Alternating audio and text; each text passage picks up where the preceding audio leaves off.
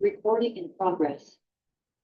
Welcome to this beautiful, beautiful, wonderful Monday, December 23rd, 2024. Year of our Lord. So, one of the wonderful things that I get to train and have trained for over the last decade is flames. And we put the pearls on for this one because we want to clutch our pearls because I get to put my 2 cents in on the United Healthcare claim tragedy because it is a tragedy. Somebody lost life. And one of the things I teach my kids is we don't want to add to the population and we don't want to take away from the population, you know? But we've only added because my grandbaby, she's one. We love that little juicy little G honey. But welcome to the show. My name is Shamie Schoen, and this is SkillShift with Shamie Schoen. And today we are not coming to the carpet to have our reading rainbow moment with our training, technical training tantrums. No, today we are coming to put our 2 cents in now that some of the dust has settled on the entire United Healthcare situation. From my point of view, as a claims trainer for hospitals and other types of healthcare organizations, and just being somebody who has seen the work that staff has put in to get denied claims undenied. And just want to inform the general public of what that looks like for healthcare organizations, because it is a clutch our pearls type of situation where we have our outrage. We are not necessarily outraged, but we are outraged. We're outraged that people are not outraged at the situation. We are outraged that people are celebrating the situation, which again is not a thing to be celebrated, but it does definitely bring light to the healthcare industry. And that, my darlings, that, my loves, is my forte. So you know what to do. You know the platform you're on.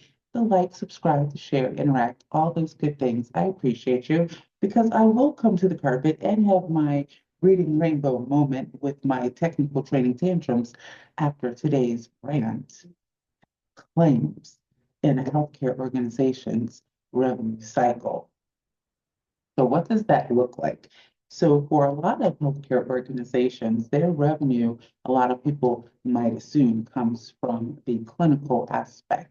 And by that, we mean the provider laying hands on you and getting you cured. And it does. But we also count all the work that's done with it from workers that can't be seen. Like, that wonderful staff that are there checking you in, or that staff that keeps the facility clean, or the staff that keeps the lights on. Or, hey, how about being able to have a place to go get your medical services that has the latest equipment? Yes. That is all a part of the revenue cycle, and it is set by those healthcare organizations. And there's different types. You have not-for-profit healthcare organizations, and you have private healthcare organizations, and you have government-run healthcare organizations. And a little back pocket knowledge, that's what us as trainers like to say when we're training people for them to pay attention, a little back pocket bit of knowledge. If you're ever not happy with the service, just go in there and say, I'm going to make a complaint with the state board. Because when you go in saying that right there and immediately, they have to address it, and that complaint has to be put on a list, and that list is given to the state board, and they need to try to make recompense with you. If they don't, just go to the state. But don't necessarily be doing that all willy-nilly just to be doing that because you ain't got nothing else better to do. It's not that type of work. But for your back pocket knowledge, if you feel like you are not being treated accordingly, every health organization, they get audited by the state. So Moving along with the revenue cycle and what happens with claims, let me paint a picture for you, much like my little background. So I love vision boards, but I decided to go with background boards until I can do this on a permanent basis. Not that I don't love what I do, because I love what I do. I just like to, I need to get to the beach sometime soon. Just soon. Neither here nor there. Anywho, I hope y'all are doing well and enjoying this holiday season, having yourself a beverage. This is just some juice, adult or otherwise, fake outrage or otherwise, fresh pearls or not. I don't care. It's up to you, darling. It's totally up to you. Um, Back to the revenue cycle. So it all begins when you make that appointment, right? And you're calling, and your information is being put on a little software application. The one that I'm very familiar with is called Epic. It's an electronic, maintenance situation. Imagine everything that was written on paper, it's electronic, right? And that's where the fun begins. And that's where claims can actually start to be denied.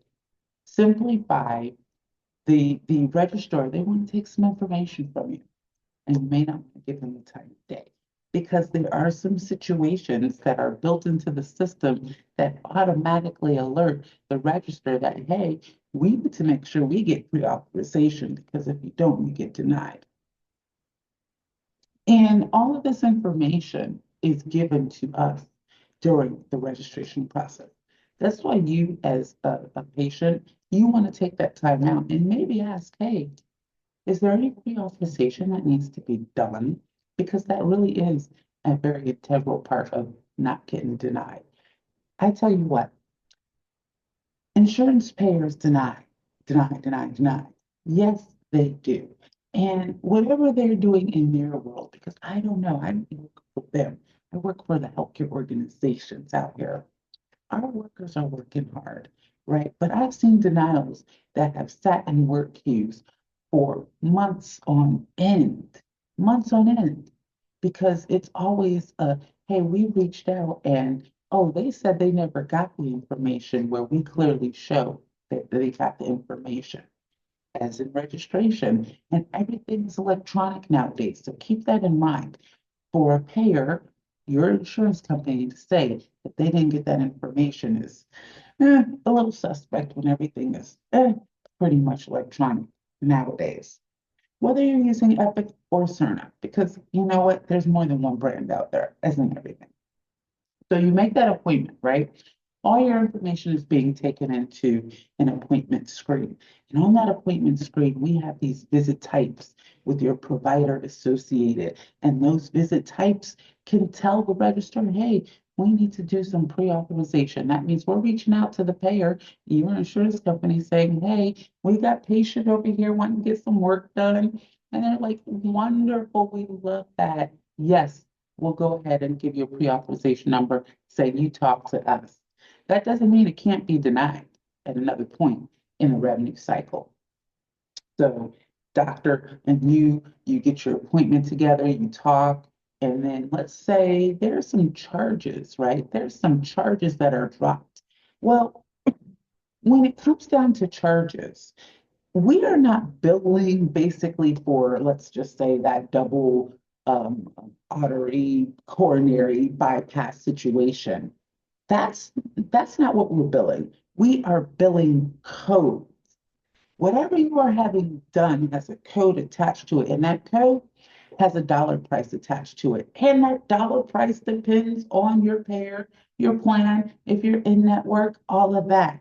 And every payer has very specific contracts with each and every organization. Yes. And those contracts we are not always privy to. I'm not, that's above my pay grade, but what I do know is how to train people how to get these claims worked on the EMR system, okay, the electronic maintenance record system, if you will, right? That we know, that I know. That information, though, is there because there are roles within the revenue cycle Their specific thing is to make sure that those medical terms will equate to a code that will equate to a dollar price. Oh, and here comes some back pocket knowledge for you as a patient. You can ask a medical organization for, get this, an estimate. Yes, a price. Because we all card it just like you're going to the restaurant. They all do. And oh, guess what? Sometimes it's actually cheaper for a service without insurance. But you didn't hear that here. You didn't hear that here. And if you stuck around for this long, you hear that little tidbit, it is true. Try it out. But you didn't hear that here. It's alleged. It's alleged. That's a little information that people don't know about, right? But it's there. So not only can you get an estimate with and without insurance, sometimes without insurance is different. And depending on your organization that you go to, depending on the organization that you go to, if they have multiple locations, one location could be cheaper for you than another. Oh, that's for your back pocket and your knowledge as well. Because we use these things called fee schedules. Oh, yes, fee schedules. And yes, sometimes they are tied to the socioeconomic area. Yes, just so you know. Because it is a business. A healthcare organization is a business. We have doctors that we pay, yes. And those doctors have schedules that have to be met, yes. And they are actually paid a salary. Salary, yes, yes.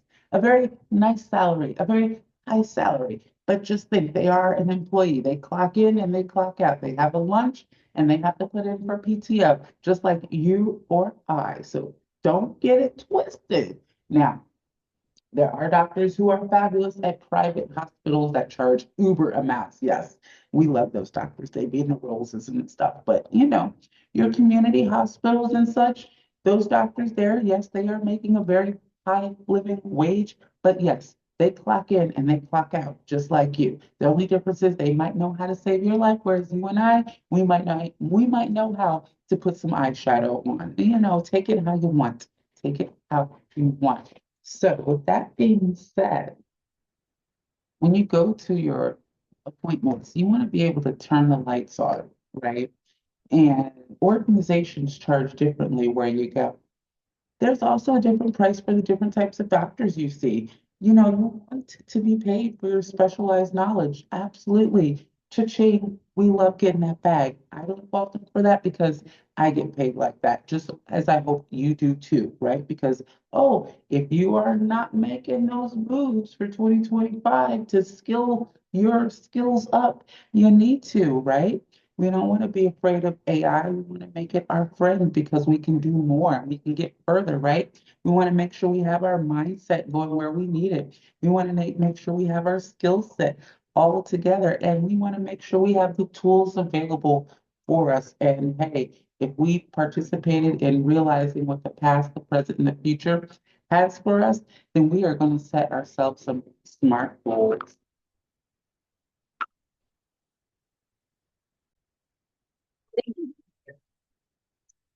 So with that being said, you want to be able to go to the doctor and have lights and the latest equipment, and we pay doctors a regular hourly fee. They get that bi-weekly statement to their bank accounts just like you do. But so many denials, right? So many denials. So a denial is happening just from the part of registration. Maybe we entered in the incorrect patient. Maybe we entered in the incorrect address. Okay. It can get denied for that. Maybe the doctor was not in network. Oh, that's horrible. Or maybe the wrong charge associated with the type of visit. Okay. Typical clinical clerical issues, right? Those are all very common through errors, but the system is set up to catch those type of things. So those are caught quite frequently. Now, you get this thing called an explanation of benefits, and it's either electronic or it's in the mail, but as a patient, it will behoove you to look at those. Because on that, and it says clearly it's not a bill, but it, oh baby, it looks like a bill. Your explanation of benefits is going to have the services that was performed. Your explanation of benefits is going to have the provider, the date, the charges, and that's where you can see if something was denied by the payer, the insurance company. And another reason why it behooves you is that we only get a certain amount of days. Now, me personally, maybe this new administration coming in, maybe they'll make some changes to the healthcare industry where it might help a little bit for the patients. Okay, because those days of us not, that back and forth, if we don't reach out to them and give them what they want in a certain amount of days, that's it. That's it. But oh, they can drag their feet as long as they want, and that's not fair. That's being like you got my proverbial balls and vice grip with that. All right, like that's not cool. I have 39 days to reach out to you to get you the information, yet you're gonna take a year to say, hey, I can't locate the information that you asked me for. And because it's past timely filing, is what we like to be told. That's why we're getting denied. We couldn't get the information to them. It's past timely filing. We got to pass that expense off because we already have a contract with our insurance companies out there. The healthcare organization already has a contract saying, hey, look, we pay or we're going to charge $350. And this is just, pulling stuff out there. We're going to charge $350 for our mammograms to go, make sure the girls are doing what they need to do because everybody likes tatas, right? Everybody likes tatas. So $350 is what we are charging for that. That is our menu price off the top. And our contract with the payer is saying, hey, this patient has you. They are part of a PPO or HMO, what have you. So we're going to charge them. Okay, right. Or because it's part of a preventative situation, we're not going to charge them at all. And we will write that off as an organization. So write-offs are wonderful because that means at the end of the year, end of the quarter, whatever, we were submitting our tax paperwork, we're writing that type of thing off. We love that write-off. But a lot of patients don't understand this. They're just going in for their care. And that's fine. That's fine. But when you are armed with the knowledge of understanding how a business or a situation works, you can maneuver differently. You can walk in differently. You can actually have different types of questions and answers and get different type of help when you really want to, because they're not expecting you to come up with this knowledge, right? And that's why you have customer service. And that's what you need to call them. If you've got questions, call them, right? Because the healthcare organization has a certain amount of days, and you as a patient may have your own portion of that electronic benefit, information that you got to take care of with the healthcare organization in order for the insurance company to pay. So those are just some of the ways that those denials be flying. Healthcare industries, it's tricky. Their portion is if they deny, they're going to keep their shareholders' pockets lined. And if you got to put yourself in, if it was your business, you want your business to grow, you want your pockets to be lined too. Because not every business is altruistic in saying, hey, we're in it for the good.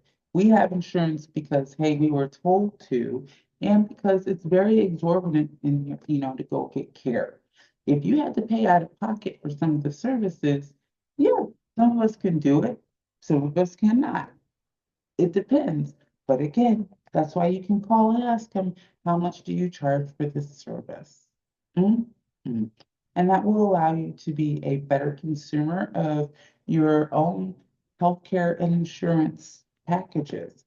So once those denials are fixed, then all of that information is taken care of and then statements are sent out. So it is again a horrible thing. That's what's going on with the whole United Healthcare. But you know, healthcare a light is always drawn on the healthcare industry. But if people stop practicing healthcare, where are you going to go if you have a medical emergency and you're having a heart attack or you're trying to deliver your baby? Who's going to help you? Hmm? Who's going to help you? The people at the healthcare organization that you're going to. So please remember, a lot of these organizations got into the business of helping others to help.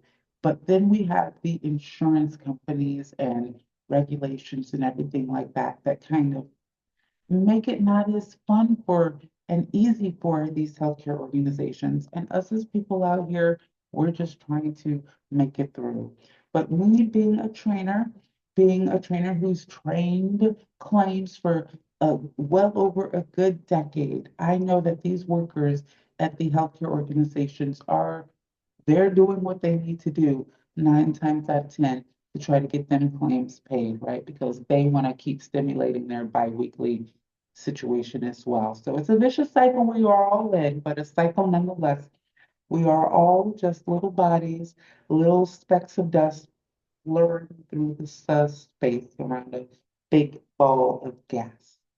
So that is what I have for you today, darlings. I hope you enjoyed, and I will see you later this week so we can have our reading rainbow moment, technical training tantrums. But for today, I just wanted to put my 2 cents in on claims and the whole Luigi thing. And yeah, I'm watching and listening because it's very interesting. It's very interesting. But here we are. 2025 can't be any crazier than 2024 was, but we are here for it. All right, darlings, that is all. Make sure you like, subscribe, follow, comment. Thank you for watching, subscribing. And then as always, I appreciate you. Bye.